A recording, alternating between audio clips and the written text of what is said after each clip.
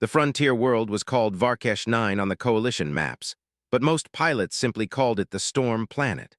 From orbit it looked beautiful in a dangerous way, wrapped in silver clouds that never rested. Lightning crawled across those clouds like living veins, and the dark oceans below flashed with sudden light when storms touched the surface. The planet had no big cities, no glowing spaceports, and no friendly welcome signals. It was a place where machines failed, where the wind could flip heavy vehicles, and where even veterans kept one hand close to the emergency switch.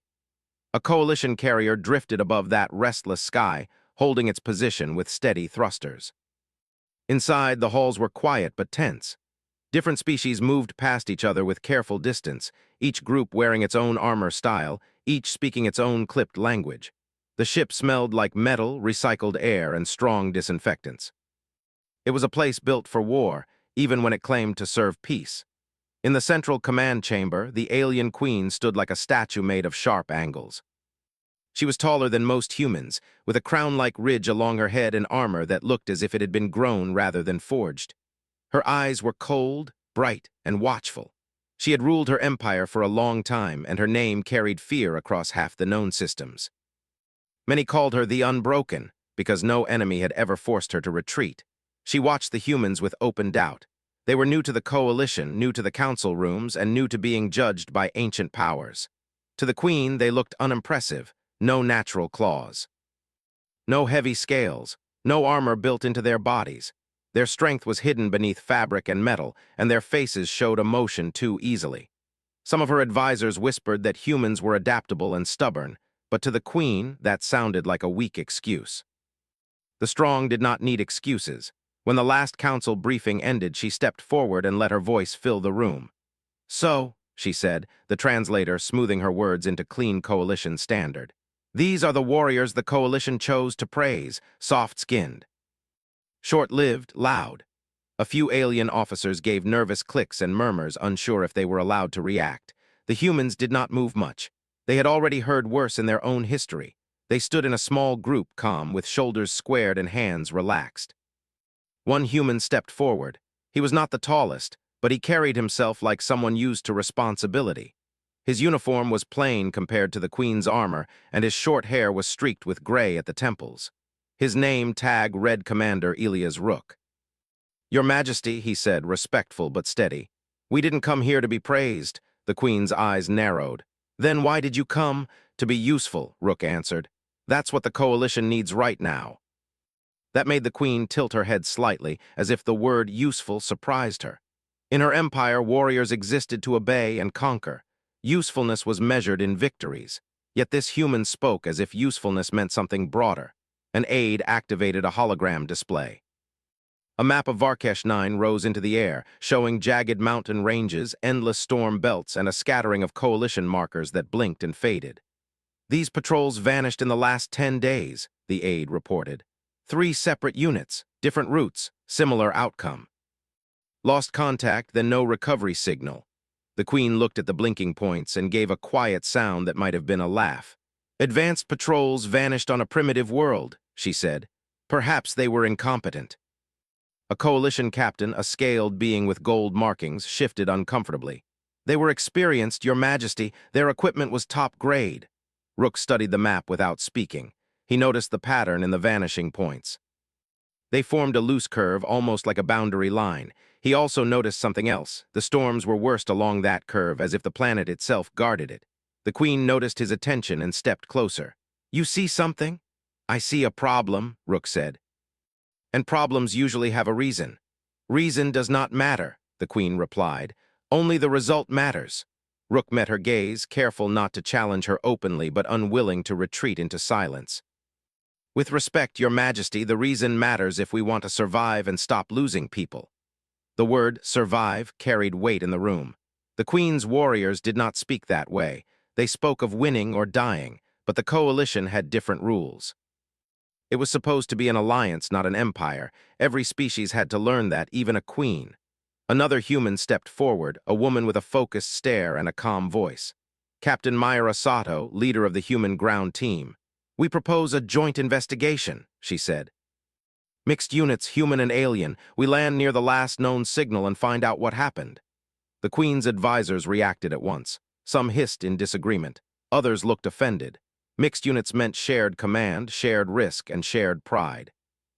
In the Queen's mind, it also meant giving humans a chance to embarrass themselves.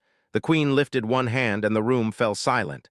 "I accept," she said. The human officers did not show surprise. They had expected either refusal or acceptance. Both would lead to the same work. The Queen's acceptance was sharp, like a blade being drawn. "We will land," she continued. "We will face this threat, and we will see if humanity's reputation is earned or if it is only noise." Rook nodded once. "Fair enough." The Queen turned away, her cloak-like armor plates shifting with a quiet metallic whisper. Her warriors formed a perfect line behind her, their discipline so strict that they moved like a single creature. Humans watched them go, then turned back to their own preparation with a different kind of rhythm. They did not march in perfect lines. They spoke in quick, low voices, checked each other's gear, and shared small jokes that eased tension. To alien eyes, it looked like chaos. To human eyes, it looked like a team. Within hours, a landing craft dropped through the storm layers. It shook as soon as it hit the thick atmosphere. Warning lights flashed. The hull groaned under wind pressure. Outside, lightning flashed close enough to paint the cabin bright white for a split second. One of the Queen's officers snarled at the pilot.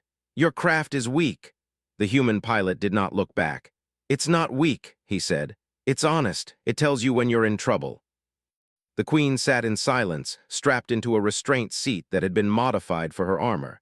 She did not like restraints. She did not like relying on pilots she did not command. She did not like the planet already.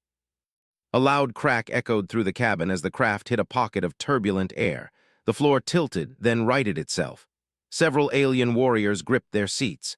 Humans tightened their straps, eyes forward. Captain Sato checked her tablet display, then looked at Rook. "Storm field is worse than predicted. We might land off target." Rook nodded. "As long as we land alive." The Queen heard the exchange. "A true warrior does not plan for as long as," she said. Sato kept her voice even. "A true warrior plans for reality." The Queen's eyes flicked toward her, and for a moment the cabin felt colder. But the Queen said nothing else. She watched. She remembered. The craft broke through the cloud layer and the world below appeared. Dark ground, scattered rocks, and long stretches of twisted metallic shapes half buried in sand. Not natural. Ancient. The pilot brought the craft down near a ridge line that provided some shelter from the wind. The landing gear slammed into the ground, bounced once, then settled. The cabin lights shifted from red to green. A hatch hissed open, and the storm air rushed in, cold and sharp. Humans moved first, stepping out with practiced speed. Their boots hit the ground, and they spread out in a defensive arc. Alien warriors followed, forming tighter patterns, their weapons raised like they expected the world to obey their presence. The Queen stepped down last, her feet pressing into wet soil. Wind pushed at her armor, but it held. She looked at the landscape and felt something she did not name at first. It was not fear, it was not respect. It was discomfort. The planet did not care who she was. Above them, the sky churned. Lightning flashed again, closer than before. A thunder roll followed, long and heavy. The air smelled metallic. A human technician, young and alert, ran a quick scan with a handheld sensor and frowned. "Interference is spiking."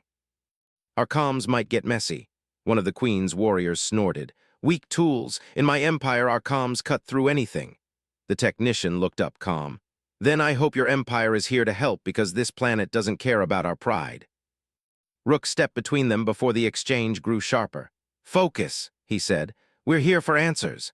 They moved forward in a mixed column toward the last patrol marker. The ground sloped downward into a shallow valley filled with strange debris. Some pieces looked like broken towers, sliced cleanly as if by invisible blades. Others looked melted, as if heat had flowed over them like water. The Queen studied the debris and felt a small shift inside her. This was not the result of a simple storm or random accident. Something deliberate had happened here. Sato knelt near a shallow crater. She brushed away dirt with gloved fingers. Underneath, she revealed a pattern carved into the ground, thin lines forming a spiral, sharp and precise. "Not natural," she said quietly. Rook crouched beside her. "Looks like a marker." The Queen approached, her boots heavy. "A trap," she declared. "Or a warning," Rook replied. The Queen looked at him. "Warnings are for the weak." Or for the smart, Rook said, and then stood, scanning the horizon. The wind shifted, carrying a low vibration through the air. It was faint, like a distant hum. Some alien warriors stiffened. Humans paused, listening. The hum grew louder, not through their ears alone, but through their bones. The soil under their feet trembled. A massive shape rose from the ground at the far end of the valley. At first it looked like a hill moving upward. Then sharp edges appeared, clean lines, metallic surfaces reflecting lightning flashes. It was a structure, but it moved like a machine waking up. Panels shifted. Sections unfolded. Lights came on in patterns that looked almost like eyes opening. An ancient automated system. It rose higher and higher until it towered over the valley, blocking part of the stormy sky. Its surface was covered in symbols that none of the translators recognized. It did not speak. It did not broadcast. It simply activated. The Queen's warriors raised their weapons at once. Their commander barked an order, and they stepped forward without hesitation. The system responded instantly. A beam of pale light swept across the valley floor, not burning, not exploding, but scanning. The beam touched alien armor and made it glow faintly for a second. Some warriors flinched, and the Queen's commander shouted again, angry at any sign of fear. Then the system's outer panels opened, revealing multiple rotating units that looked like weapon mounts. They turned smoothly, tracking movement. Rook did not raise his weapon. He lifted one hand instead, palm outward, a signal for stillness. "Hold," he said over the comms. Some humans froze, trusting him. Alien warriors did not. They were trained to attack threats before threats attacked them. The Queen herself did not command them to stop. In her view, strength meant striking first. The first alien fired. A bright energy shot toward the structure and struck its surface, leaving a small scorch mark that healed almost immediately as the metal shifted and smoothed itself. The system adjusted, as if learning. Then it fired back. A pulse of force swept outward like a wave. It slammed into the front line of alien troops and threw them backward. Armor scraped across rocks. Weapons clattered. No one was torn apart, but several warriors lay stunned, gasping, their systems blinking warning lights. The Queen's eyes narrowed. "Advance," she commanded. Her troops struggled to their feet and pushed forward again, anger replacing caution. They fired in coordinated bursts, aiming for the rotating mounts. Their shots were accurate and disciplined.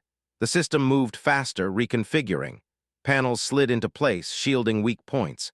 It fired another wave, then another, each one timed to catch them mid-step. Humans watched, tense. They could have joined in, but Rook's instincts screamed that direct assault was the wrong answer. Captain Sato's voice came through his earpiece. "It's reacting, adjusting to every attack." "Yeah," Rook murmured. "It's a learning machine." The Queen saw her troops struggling and felt anger rise. This was not how battles went.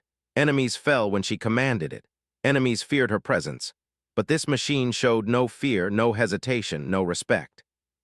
She took a step forward, lifting her own weapon, an elegant device shaped like a spear, with a power core built into its shaft. She aimed and fired, sending a focused blast toward the center of the structure. The blast hit the structure and produced a stronger reaction. The system's lights flared. The hum deepened. A new set of mounts unfolded, larger than the first. Rook's eyes widened. That was a bad idea. Before he could say more, the system released a wide pulse that slammed into the ground, cracking the soil. Dust erupted. The wave hit the mixed unit, including humans this time. Several human soldiers staggered but kept their footing by dropping low and bracing. Sato yelled, "Down!" Humans obeyed instantly, rolling behind rocks and debris using the environment. Alien troops tried to keep formation, and the next pulse hit them harder because they were still standing in the open. The Queen's commander looked back toward her, furious. "Your Majesty!" "Silence," she snapped. "They will hold." But the reality was plain. Their rigid tactics were not working. Rook moved along the human line, voice low but firm. "No more shots. Watch it. Learn it." A young human soldier peeked over a broken metal slab. "Sir, it's scanning movement. It's tracking when we stand." "Then we don't stand," Rook replied. Sato crawled closer to him, keeping her profile low. "We can't just stay here forever." "No," Rook agreed. He watched the structure. The scanning beam moved slowly, sweeping like a lighthouse. It paused when it found movement. It lingered, then adjusted the weapon mounts. "It's predicting," he said. "It's not just reacting. It's trying to understand us." The Queen remained upright, refusing to crouch like the humans. Lightning flashed behind her, making her silhouette look larger. She stared at the machine with cold fury.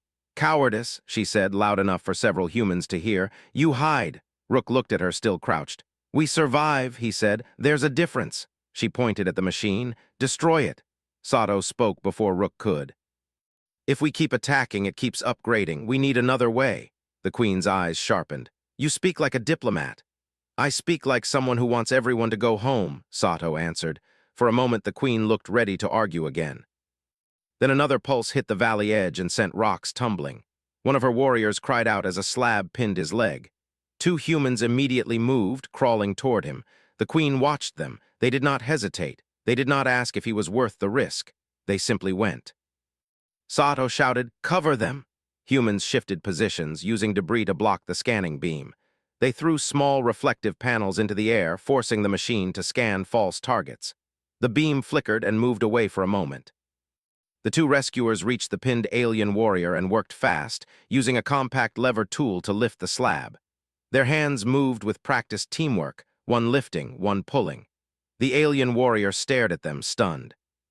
In his culture, one did not risk oneself for an ally from another species, not without direct command. Yet these humans acted as if it was normal. They freed him and dragged him back behind cover. The Queen saw the warrior's eyes change as he looked at the humans. Confusion. Then something like respect. The machine's scanning beam found the reflective panels, analyzed them, and adjusted. It fired a focused pulse toward where it thought movement was. The pulse struck empty ground. Rook exhaled slowly. "Okay," he muttered. "It can be fooled." "At least for a moment," Sato nodded. "We use storms and terrain, make it lose track." The Queen listened, still upright, still refusing to crouch. But she did not interrupt this time. The humans were not panicking. They were not breaking. They were adapting under pressure, turning the world itself into a tool. The wind rose again, stronger, howling through the valley like an animal. The storm overhead thickened. Lightning began to strike more often, closer and closer. Each strike made the machine's lights flicker for a fraction of a second. A human tech whispered, "That thing's sensors don't like lightning." Rook's mind clicked into place. "It's using electromagnetic scanning," he said. "Storm interference is messing with it." Sato's eyes narrowed. "So we push it into the worst of the storm belt." The Queen finally spoke, her voice lower now, not mocking. "You want to lure it?" Rook nodded. "If it follows, or if we can force it to reposition." The Queen looked at the towering structure again. It did not chase like an animal, but it did adjust and unfold and shift. It was not rooted. It could move, at least partially, through underground rails or hidden supports. "What makes you think it will move?" she demanded. Sato pointed toward the spiral marker. "It rose when we crossed that boundary and attacked. It's guarding something. If we retreat across the line, it might settle. If we move along the boundary, it might track." The Queen's jaw tightened. She hated retreat, but she also saw her own forces scattered and shaken. She saw humans working with calm purpose, and she saw the machine learning. For the first time, she considered that human strength might not be in brute force at all. It might be in refusing to fight the battle the enemy expected. Rook took a breath and made a choice. He opened a channel on the mixed unit comms. "All units," he said. "Stop firing, move back, slow and controlled, use cover, follow Captain Sato's signals." Alien warriors hesitated. Their bodies wanted to obey the Queen, not a human, but the Queen did not counter the order. She watched, silent, and that silence became permission. The unit began to withdraw in stages. Humans moved in pairs, covering each other. Aliens tried to hold formation at first, then adjusted when they realized the humans were not abandoning them. The machine's scanning beam followed, pausing on movement, firing pulses that struck rocks and dirt where soldiers had been moments before. As they crossed back over the spiral marker line, the machine's hum lowered. Its mounts retracted slightly. The scanning beam slowed, as if reconsidering. Rook watched it carefully. "It's tied to the boundary," he said. Sato nodded. "We find what it's guarding." The Queen's eyes stayed on the machine. "And then," Rook said, "we end this without losing anyone else." The Queen's gaze flicked to him. "In my empire, warriors expect loss." "In ours," Rook replied. "We don't spend lives like coins." That sentence hung in the stormy air. The Queen did not answer, but something shifted behind her eyes as if a door had opened a crack. They reached the shelter of the ridge line. The wind still hit hard, but the ridge broke its worst force. Humans began setting up quick storm anchors and portable shields. Alien troops watched, still stunned, still proud, but less dismissive now. A human soldier offered a sealed water pouch to an alien warrior who had lost his during the pulse wave. The alien hesitated, then accepted with a stiff nod. It was a small moment, but it mattered. Rook stood with Sato and the Queen, looking back at the valley. The machine had lowered itself slightly, as if returning to standby. Lightning flashed again, and the structure's surface shone like wet stone. Sato spoke quietly. "That's not a random defense turret, it's a guardian, like a gatekeeper." The Queen's voice was cold but less certain. "Guarding what?" Rook stared at the ancient debris, at the cut towers and melted metal, at the spiral marker that looked like a warning written into the world itself. "Something important," he said. "Something old." A distant rumble rolled across the planet, deeper than thunder. It came from below, like the world shifting its weight. The ridge trembled under their feet. Sato glanced at Rook. "That didn't sound like the storm." Rook's expression hardened. "No," he said. "That sounded like something waking up." The Queen lifted her head, eyes narrowed toward the valley as if she could stare down the entire planet and force it to obey. But the planet did not obey. The storm thickened. The ancient machine waited. And somewhere beneath the ground, something else stirred, answering the intrusion with silent patience. The first part of the mission was over. Now the real test was beginning. The team moved carefully down the ridge toward the valley where the massive machine waited. Storm winds battered them, forcing them to lean into the gusts. Dust, small rocks, and sharp debris swirled around their boots. The alien warriors followed the Queen's orders, maintaining a disciplined line. The humans moved with a different rhythm, crouching, rolling, and using the environment creatively. Lightning lit the valley in blinding flashes, revealing the sheer scale of the machine. It was taller than any tower the team had ever seen, and it moved in ways that made it almost alive. Panels slid across its surface, rotating mounts adjusted, and subtle vibrations indicated its sensors were analyzing everything in the valley. Commander Rook signaled the humans to spread out, taking positions among rocks and debris for cover. Captain Sato directed her squad to place reflective markers and small holographic decoys in strategic positions. The aliens hesitated at first, unsure about leaving the rigid formation the Queen demanded, but they soon adapted when they saw humans maneuvering successfully. The Queen's eyes flicked between the humans and her warriors, her expression unreadable. Something about the humans irritated her, yet intrigued her at the same time. The first pulse struck the valley, sending a shockwave that threw some alien soldiers off balance. Human soldiers ducked behind cover or rolled out of the way, moving with practiced agility. They responded not with panic but with calm observation. Every action was purposeful, designed to gather information and exploit weaknesses. The Queen's warriors were taken aback. They were used to overpowering enemies through strength and precision, but this machine did not respond like a normal opponent. It adapted, it learned, it punished mistakes instantly. Rook spoke into his comms softly. "We can't attack directly, we need to study it. Observe its patterns, its timing." His words were firm but cautious. "Move when it scans, freeze when it fires, and always cover each other." The humans understood immediately, slipping into coordinated movements that used the valley's natural formations as both protection and advantage. The Queen stood upright on the ridge, her long armor catching the lightning, making her appear larger than life. She was used to commanding fear into the hearts of opponents, yet here she faced a foe that respected no rank, no reputation. She tried to advance, ordering her troops to fire volleys of energy at the machine. But each assault was met with counterpulses that left scorched craters and temporarily disabled her warriors. They were strong, disciplined, and well-trained, yet the machine's responses were unlike anything they had encountered. One of the Queen's lieutenants shouted, frustrated, "Your Majesty, we cannot defeat it with direct assault. Our attacks are useless." The Queen's jaw tightened. She was not accustomed to failure, especially not in front of newcomers. Humans, observing from their positions, whispered to each other calmly. "Notice how it scans for movement, then prioritizes targets," one said. Another added, "We can use the storms to interfere with its sensors." Rook nodded to Sato, and she signaled for the team to implement a plan. The storm above provided a natural advantage. Lightning and thick wind could disrupt the machine's electromagnetic tracking. Humans moved in small, coordinated units, throwing reflective panels, creating distractions and manipulating the environment to confuse the machine.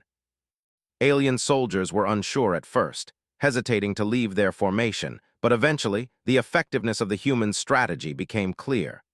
Panels flew into the air, beams misaligned, and pulses missed their intended targets.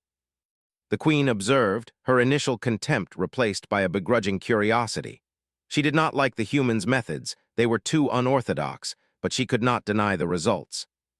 The machine's attacks were less accurate, its rotations slower, and some of its mounts had temporarily deactivated due to the interference. It was a small victory, but significant. Humans had not relied on brute force or the rigid tactics that the Queen demanded. They had used intelligence, adaptability, and cooperation. A sudden tremor shook the valley. The ground cracked beneath the Queen's feet, and rocks shifted dangerously. The team froze for a moment, assessing the new danger. The machine had reacted, opening hidden panels and adjusting its weight distribution. It was not only a defense system, it was a dynamic, adaptive guardian. The humans reacted quickly. Sato led a group to secure a fallen alien soldier, navigating the unstable terrain with care. Rook directed the humans to form a protective perimeter, using their bodies and equipment to shield the wounded. The Queen's warriors were slower to act, adhering to traditional orders, yet even they could not ignore the humans' efficient coordination. The Queen stepped forward, analyzing the humans as they worked. Their willingness to risk themselves for others, including those outside their species, was alien to her. In her empire, strength was measured by dominance and personal victory. Acts of selfless teamwork, especially involving those she considered inferior, were unfamiliar. She felt a stir of doubt, an unfamiliar feeling that pricked at her pride. Yet she remained composed, watching closely, observing every detail. Rook called out, "We need to lure it into the storm. Its sensors are less reliable under heavy interference." He outlined a plan to move strategically across the valley, using the natural hazards and reflective decoys to confuse the machine. Humans nodded, ready to execute. Alien soldiers hesitated, but the Queen's silent permission allowed them to participate, albeit reluctantly. The team moved as one, human squads leading the way, alien warriors following in a staggered line. The machine responded instantly, scanning, adjusting, and unleashing pulses to deter movement. But the humans anticipated each reaction, timing their steps to the rhythm of the storm and the machine's scanning patterns. Reflective panels and holographic decoys created multiple false targets, further confusing the machine. Lightning flashed around them, and the energy beams that would have struck them instead struck harmless rock and air. In a narrow passage between jagged rocks, a young human soldier spotted an opening. "This is it," he shouted. "We can reach the machine's base from here." Rook assessed the terrain and agreed.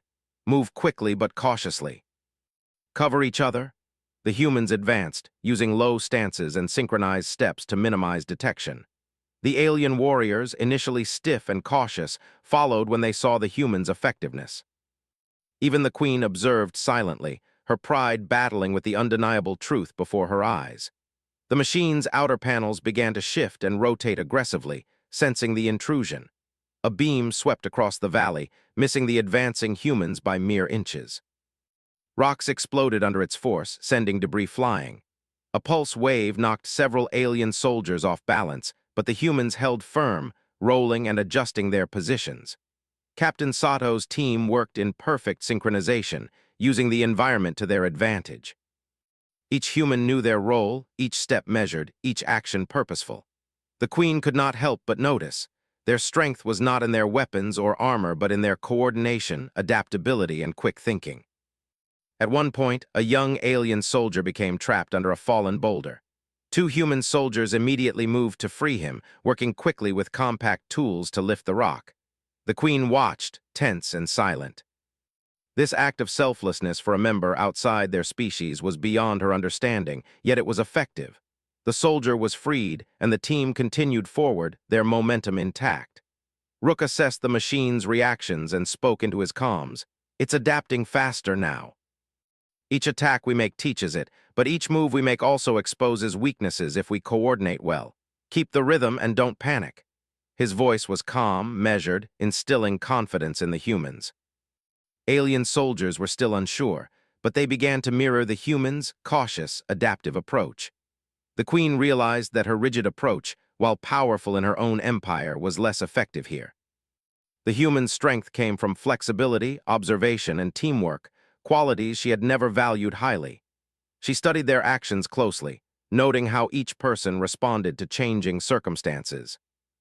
Their adaptability allowed them to survive where brute force would have failed. Slowly, a grudging respect began to form in her mind, though she would not admit it aloud. A sudden tremor shook the valley, larger and more violent than before. The ground cracked and parts of the terrain shifted, creating new hazards. The machine adjusted, opening more panels and deploying additional mounts. The Queen's warriors fired again, but their attacks were misaligned, partially blocked by the shifting environment. The humans reacted instinctively, using the new terrain to their advantage, moving as a single unit despite the storm's fury. The machine's pulses struck rocks and air, leaving the team largely unharmed. Rook signaled for a temporary halt. Hold positions. Let it scan, then move in coordination. Focus on covering each other. Humans obeyed instantly, dropping behind debris, using reflective panels, and signaling each other silently. The alien warriors looked to the Queen for guidance. She remained silent, allowing them to follow the humans' lead. This was unusual but necessary. The machine's scanning beam swept across the valley, analyzing patterns of movement. It adjusted its mounts, preparing for another pulse. The humans timed their movements to the storm's rhythm and the machine's scanning sequence. One by one, they advanced, using the environment and each other for protection. The alien soldiers followed more effectively, realizing that this unconventional approach reduced casualties and maintained momentum.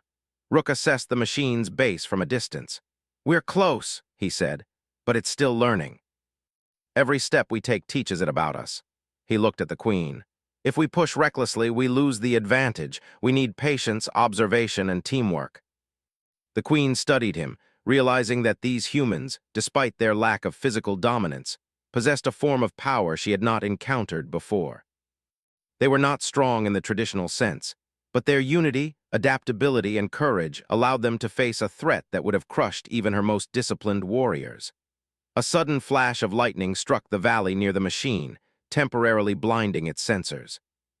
Humans seized the moment, advancing quickly while the alien warriors followed more cautiously. Reflective panels and decoys created multiple false targets, confusing the machine further. The team closed the distance, moving as one coordinated unit. At the edge of the machine's base, the terrain sloped downward into a shallow trench. Human soldiers took the lead, signaling others to follow. The Queen's warriors hesitated, but she did not intervene, allowing them to follow the human strategy. The machine detected movement and deployed pulses, but the coordinated positioning of the humans and the use of storm interference minimized the impact. Rook signaled for the final approach. "We're near the objective. Stay alert, protect each other, and be ready to adapt." Humans nodded, moving in perfect synchronization. Alien soldiers mirrored their actions, slowly adopting some of the humans' adaptive tactics. The Queen watched, her initial mockery replaced by reluctant admiration. These humans, so unassuming in appearance, demonstrated a strength she had never considered, a strength built not on domination but on intelligence, adaptability, and loyalty. As they reached the base of the machine, the Queen stepped forward, observing the humans with a new perspective. They were not weak. They were not fragile. They were alive in a way that allowed them to face the impossible, to adapt, and to survive. The machine remained a formidable obstacle, but for the first time, the Queen understood that raw power alone was not the only path to victory. The humans positioned themselves strategically, ready to study the machine, observe its patterns, and find a way to neutralize the threat. The alien warriors, still wary but now cooperating more effectively, prepared to follow orders that relied on adaptation rather than rigid control. The Queen remained silent, acknowledging internally that she had misjudged humanity. Their power was not in size, armor, or weaponry. It was in their resilience, their creativity, and their unwavering teamwork. Lightning struck again, illuminating the valley and casting long shadows across the team. The machine's panels shifted, rotating slowly, as if it were aware of the humans' approach. The storm's roar filled the air, mixing with the hum of the machine. Humans signaled each other, advancing carefully, analyzing every movement, every pulse, and every response. Alien warriors followed, learning in real time from the humans' example. The Queen observed, her mind reconsidering everything she thought she knew about strength, warfare, and the value of unity. The first part of the confrontation had revealed the machine's immense power. The second part, now unfolding, would test not just physical skill, but the humans' ability to think, adapt, and work together. And the Queen, once a skeptic and critic, was beginning to understand that the humans' real strength lay in qualities she had overlooked: intelligence, resilience, and the courage to act as one. The team moved closer, storm winds and lightning striking all around, but the humans remained steady. They were ready for the challenges ahead, and for the first time, the Queen felt a spark of uncertainty about the outcome, a feeling she had rarely experienced in her long and victorious reign. The humans were teaching her something new. That strength was not always about dominance, and victory was not always about fear. Sometimes it came from unity, adaptability, and the willingness to face the unknown together. The storm above the valley grew more violent, yet the team moved steadily toward the base of the machine. Lightning arced across the sky, illuminating jagged rocks, twisted metal, and the massive guardian itself. Its surface shifted and rotated with a mechanical precision that made it seem alive. The hum of its internal systems vibrated through the ground, resonating with every heartbeat. Commander Elias Rook and Captain Myra Sato led the human squads forward, while the alien warriors followed reluctantly, but with growing respect for the human strategy. The Queen watched silently, her arms crossed and eyes narrowed, her mind struggling to reconcile what she saw with what she believed. The humans had reached the outer edge of the machine's base. Here, the structure was composed of layered metal plates, with small openings that revealed complex circuits and glowing conduits. Pulses of energy traced lines across the surface, almost like veins carrying power through a living organism. Rook knelt behind a jagged rock, scanning the machine's movements and analyzing patterns. He noted how the mounts adjusted with almost predictive precision, firing at locations where movement had been observed previously. Every assault they had made earlier had taught the system, and it was now anticipating responses with increased efficiency. "We need a new approach," Rook whispered into his comms. "Direct assault will only trigger more countermeasures. We have to think like it thinks, predictive, adaptive, but also reactionary." Sato nodded, crouching beside him. "We can't outgun it, but we can outthink it. I've been analyzing the storm's effect on its sensors. If we use the electromagnetic interference strategically, we can create openings." Rook looked at her with a sharp glance. "That's risky. One wrong step and we could lose more than we can afford." Sato's eyes were steady. "We've survived worse. We adapt. That's what we do." The Queen, observing from a nearby ridge, finally spoke aloud. Her voice was low but carried authority. "You speak like warriors, but you fight like children. You hide and guess. You rely on chance and cooperation instead of strength." Rook turned slightly to her, maintaining his calm demeanor. "Your Majesty, strength alone will not win this fight. We have to combine intelligence, observation, and teamwork. That's how we survive here." The Queen's eyes narrowed. She had always believed that victory was measured in domination, in how much power one could impose. But what she saw on Varkesh 9 challenged that belief. The humans were not the strongest, yet they had endured where her disciplined forces had faltered. Their movements were unpredictable yet precise. Their courage was quiet, measured, and unrelenting. Something about this unsettled her. The team advanced carefully, moving between cover and using reflective panels to confuse the machine. Lightning flashed and the machine reacted, adjusting its mounts and scanning patterns. Alien warriors fired instinctively, but the humans held them back, signaling when to move and when to pause. The key was synchronization. Every step, every action, every movement had to be coordinated to survive. A sudden tremor shook the valley. The ground cracked beneath their feet, and jagged rocks shifted dangerously. The machine's sensors detected the movement, and rotating mounts deployed energy pulses in a sweeping arc. The Queen's warriors fired blindly, but their attacks were deflected or neutralized. Several were thrown off balance by the pulse, scrambling to regain footing. The humans reacted immediately. Rook ordered small teams to roll behind debris and maintain low profiles, while others threw decoy panels and set up temporary energy shields. Sato moved among her squad, signaling silently with hand gestures and low whistles. Every member knew their role, every action synchronized. Even under extreme pressure, the humans did not panic. They adapted, they adjusted, and they survived. The Queen's expression softened imperceptibly. She could not deny what she was witnessing. These humans, whom she had mocked as weak and insignificant, were demonstrating a type of strength her empire had rarely valued. It was not physical dominance or rigid discipline. It was intelligence, adaptability, courage, and above all, cooperation. They acted as a single unit, anticipating challenges and responding with creativity and precision. A young human soldier called out, pointing to a narrow passage at the base of the machine. "Sir, a possible entry point, it's not fully monitored." Rook assessed the location, then turned to Sato. "We'll take it, prepare a distraction." Sato nodded. "We'll use the storm and the decoys. It will focus on the wrong targets long enough for us to advance." The humans split into teams. One team created false targets with reflective panels and small energy bursts, drawing the machine's attention. Another team, including Rook and Sato, moved toward the narrow passage, using the terrain to minimize visibility. Alien warriors followed, slowly learning to trust the humans, tactics despite their pride and doubt. The machine reacted quickly, its mount swiveling toward the decoys. Pulses of energy struck harmlessly against rocks and empty ground. The humans pressed forward, inching closer to the base. The Queen observed silently, noting every movement. She had trained warriors for decades, but she had never seen such effective coordination under life-threatening pressure. It challenged her belief that only raw power mattered. As the team approached the base, the ground trembled violently. A hidden section of the machine rose from beneath the soil, revealing additional weaponry and armored panels. The storm intensified, lightning striking dangerously close. The Queen's warriors froze, uncertain how to respond. Humans adjusted instinctively, rolling, ducking, and signaling each other. Rook assessed the situation. "It's adapting faster. Each movement we make teaches it. We must move as one, think as one, or we risk everything." The team pressed forward, using every advantage the storm provided. Lightning and heavy wind disrupted the machine's sensors intermittently, creating brief openings.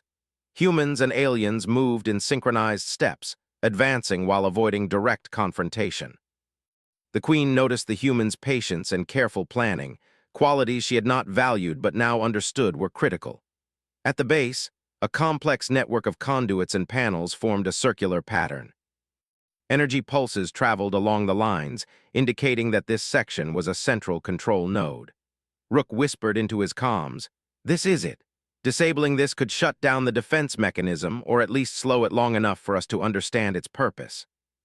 Sato scanned the node, noting points of weakness and potential access points. "It's delicate," she said. "One wrong move and it will trigger another wave of attacks." The Queen stepped closer, her presence commanding attention. "You speak as if caution is bravery." "Strength is action, strike and win." Rook looked at her. "Strength alone won't win here, survival and teamwork will." For the first time, the Queen hesitated. She realized that brute force had failed repeatedly against this machine, but the human strategy had allowed them to approach the core safely. Their strength lay in their ability to adapt, communicate, and act as a single entity. A sudden pulse from the machine sent vibrations through the valley. Rocks and debris shifted, threatening to pin soldiers. Humans and alien warriors adjusted instinctively, holding their positions and protecting each other. The Queen watched, her understanding deepening. She had always valued strength that commanded fear, but here, she saw a different kind of power, one born of intelligence, unity, and resilience. Rook moved forward with a small team to access the control node. He carefully manipulated panels, tracing circuits and analyzing energy flows. Sato provided cover, signaling for others to maintain perimeter security. Alien warriors assisted reluctantly, following human instructions despite their pride. The Queen observed silently, her pride challenged by the humans' effectiveness. The machine reacted to the intrusion, deploying pulses and scanning for movement. Rook paused, analyzing the timing and frequency. "It anticipates direct actions. We need to be unpredictable. Move in patterns it can't predict." Sato adjusted their approach, guiding the team in coordinated movements that combined cover, decoys, and rapid repositioning. The Queen's warriors observed, beginning to mimic the humans' tactics. They fired strategically rather than blindly, moved with flexibility instead of rigid formation, and adapted to each pulse of energy. A critical moment arrived when a section of the terrain collapsed under the storm's weight, creating a hazard between the team and the node. Humans reacted instantly, forming a protective line and signaling each other to use alternate paths. Alien warriors hesitated, but the Queen did not intervene, allowing them to learn from the humans' adaptability. Rook reached the node, carefully disabling circuits and rerouting energy flows. The machine's pulses became less frequent, and some mounts retracted, indicating partial deactivation. Sato coordinated with him, ensuring that every action was synchronized and calculated. The Queen observed quietly, realizing that her perception of strength had changed. These humans, who she had mocked as weak, were demonstrating a form of power she had never valued, one that relied on intelligence, cooperation, and courage. The team advanced further, reaching a central chamber within the machine. The walls were lined with conduits and panels, glowing faintly with energy. Symbols and patterns indicated a purpose beyond simple defense. This machine was designed as a test, a challenge, and a guardian. Rook analyzed the structure, understanding that it responded not just to force but to strategy, adaptation, and teamwork. Sato signaled for the team to prepare for the final phase. "We need to work together. Every move counts. One misstep and it will reset or attack." The humans positioned themselves strategically, coordinating with alien warriors to cover every angle. The Queen observed, her mind reconsidering everything she believed about strength, victory, and leadership. She realized that the humans' power lay not in physical dominance, but in their ability to think, adapt, and act as one. A series of pulses tested the team, projecting illusions, creating barriers, and challenging their coordination. Humans responded with clear communication, trust, and mutual support. Alien warriors followed, learning to rely on the humans' guidance rather than rigid orders. The Queen faced a personal test, confronting the realization that her traditional beliefs about power were incomplete. Through synchronized effort, the team navigated the challenges, bypassed traps, and reached the central control point. Rook and Sato worked together to stabilize the system, rerouting energy and neutralizing threats. The machine's hum shifted, slowing and settling, as if recognizing the team's capability and intent. The Queen stepped forward, her voice low but steady. "I misjudged you, humans. Your strength is not in size, weapons, or armor. It is in intelligence, adaptability, courage, and unity." Rook nodded, still focused on the system. "Strength takes many forms, Your Majesty. You've seen one today." The machine powered down partially, indicating that it had accepted the team's approach. It was no longer actively hostile, but it remained a guardian of something greater, a challenge that tested not just physical might but the capacity to think, cooperate, and persevere. Humans and aliens alike took a moment to catch their breath, surveying the chamber and the storm outside. The Queen observed them, her perception transformed. The humans had proven that strength was not always measured by brute force, but by intelligence, resilience, and the courage to act together under extreme pressure. Lightning struck the valley again, casting bright flashes across the chamber. The team prepared to explore further, understanding that the machine had more secrets and challenges ahead. Yet they also knew that their cooperation and adaptive strategy had given them an advantage that no single warrior, no matter how powerful, could achieve alone. For the first time, the Queen recognized that humanity's real power lay in qualities she had long undervalued. She had mocked them as weak and inexperienced, but now she understood that their strength was subtle, relentless, and profound. It was a lesson that would change not only her view of humans, but also the way she led her empire in the days to come. The storm raged on outside, but inside the valley and within the machine, a new respect had been forged. Humans and alien warriors now worked together, each learning from the other. And the Queen, once skeptical and dismissive, began to see that survival, victory, and true strength required more than dominance. They required intelligence, adaptability, courage, and unity. The final pulses of the machine subsided, its sensors retreating and its mounts locking into place. The team had passed the first true test. Humans had demonstrated not only survival but leadership, strategy, and cooperation.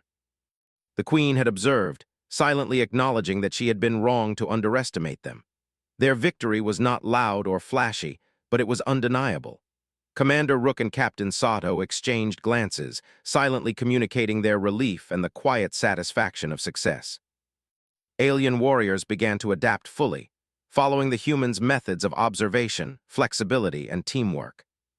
The Queen stepped forward, surveying the scene, a complex expression on her face, pride, grudging respect, and a new understanding that strength was not a single measure but a combination of many qualities working in harmony.